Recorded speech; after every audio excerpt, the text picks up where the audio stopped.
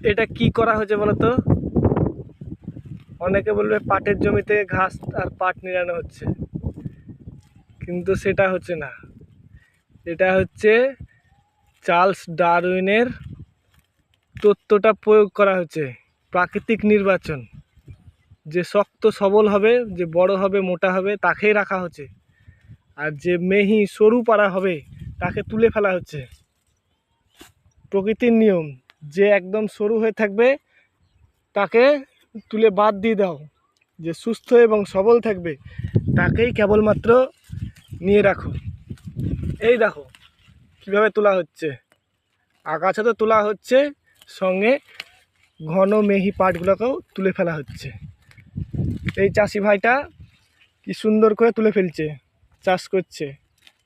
আমি ইন্ডিয়া থেকে বলছি, অনেকেই জানো এই ভিডিওটা অনেক জায়গাতেই দেখবে, বাংলাদেশেও দেখতে পাবা, অন্যান্য রাষ্ট্রেও দেখতে পাবা, কিন্তু আমি ইন্ডিয়া থেকে বলছি।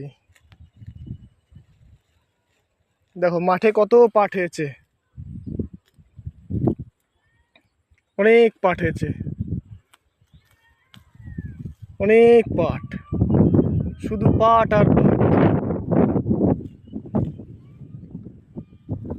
আমাদের ভারতবর্ষে পাট আমদানি হয় গোটা পৃথিবীর মধ্যে 1 নম্বর, এবং গোটা পৃথিবীকে রপ্তানি করে 2 নম্বরে, মানে দ্বিতীয় স্থান। প্রথম স্থান অবশ্য বাংলাদেশ আছে রপ্তানিতে, কিন্তু আমদানিতে আমাদের ভারতে প্রচুর পরিমাণে পাট উৎপাদন হয়, প্রচুর পাট। ওই দূরে একটা চিমনি ভাটা আছে, ইট ভাটা।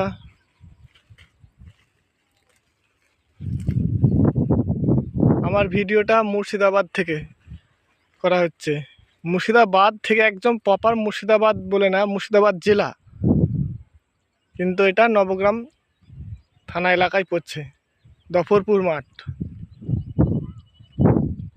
ওই দূরের জমিগুলো সব ধান ক্ষেত, ধানের জমি, ধান কাটা হয়ে গেছে।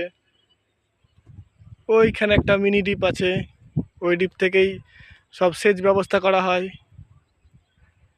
আর ওই দূরে দেখাচ্ছি, দেখা যাচ্ছে না, ওই দূরে ন্যাশনাল হাইওয়ে, বাদশাহী রোড। আগে ছিল ন্যাশনাল 34, এখন 12, ন্যাশনাল 12 নম্বর রোড, কলকাতা টু ডালখোলা।